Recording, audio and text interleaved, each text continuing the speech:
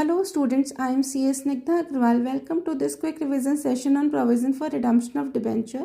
ये एक ऐसा टॉपिक है जो स्टूडेंट्स को काफ़ी टफ लगता है, बट डोंट वरी, आज हम इसको बिल्कुल सिंपल वे में समझेंगे ताकि एग्जाम में आपको कोई प्रॉब्लम ना हो। तो चलिए स्टार्ट करते हैं अपना topic, redemption of debenture. Redemption means repayment, ठीक है। अच्छा, आपको पता होगा कंपनी कई तरह के डिबेंचर्स इशू कर सकती है, जैसे convertible, non convertible, partly convertible.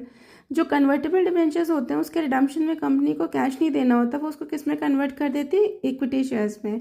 जो नॉन कन्वर्टेबल डिबेंचर्स होते हैं या non convertible portion of partly convertible debentures, इसमें कंपनी को रिडम्पशन के समय कैश देना होता है, ठीक है। अब इस पैसे को कंपनी कहाँ कहाँ से ला सकती है, या तो आउट ऑफ कैपिटल कर सकती है, या आउट ऑफ प्रॉफिट्स कर सकती है, या partly out of capital and partly out of profits कर सकती है। अगर हम डिबेंचर्स को आउट ऑफ प्रॉफिट रिडीम करते हैं तो डिबेंचर होल्डर्स के प्रोटेक्शन के लिए कंपनीज एक्ट ने कुछ रूल्स एंड कंडीशंस बताई हैं। उन्होंने कहा है कि हमें कुछ पोर्शन अपना प्रॉफिट का हर साल निकाल के एक सेपरेट अकाउंट में डालना होगा, जिसको कि डिबेंचर रिडम्पशन रिजर्व अकाउंट कहेंगे।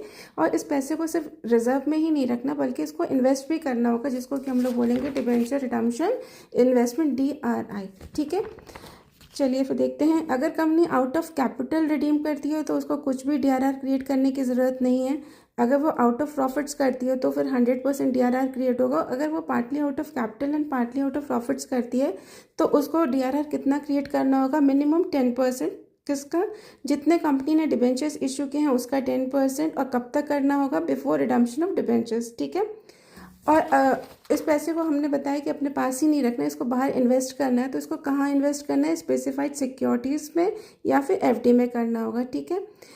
कितना होगा ये अमाउंट रिडम्पशन DRI का? 15%। किसका? जितने डिबेंचर्स मेच्योर हो रहे हैं उसका 15%। कब तक करना होगा? ऑन और बिफोर April 30, ठीक है। अगर एग्जाम में आपको कोई डेट मेंशन की गई है तो आप उस डेट पे आप उसको इन्वेस्ट करोगे, ठीक है। अच्छा, कंपनीज एक्ट 2013 और सेबी गाइडलाइंस ने कुछ कंपनीज को DRR और DRRI बनाने के लिए एग्जाम्पशन दिया है, जैसे all India banking financial institution, banking companies, other financial institution with in the meaning of companies act 2013। ना इनको DRR बनाना है ना DRRI बनाना है। क्यों? क्योंकि इनके पास सफिशिएंट फंड होता है। इसके बाद जो लिस्टेड कंपनीज होती हैं, इनकी रेपुटेशन मार्केट में अच्छी होती है, इनकी क्रेडिट वर्थनेस अच्छी होती है, तो इनको DRR क्रिएट करने की ज़रूरत नहीं है, इनको केवल DRI बनाना है, ठीक है। जो अनलिस्टेड कंपनीज होती हैं, अनलिस्टेड NBFC, HFC, इनको DRR नहीं बनाना है और ना ही DRI बनाना है। इसके सिवा जितनी भी अनलिस्टेड कंपनीज होंगी उनको DRR भी क्रिएट करना होता है और DRI भी बनाना होता है। DRR कितने अमाउंट से? 10% से, DRI 15% से,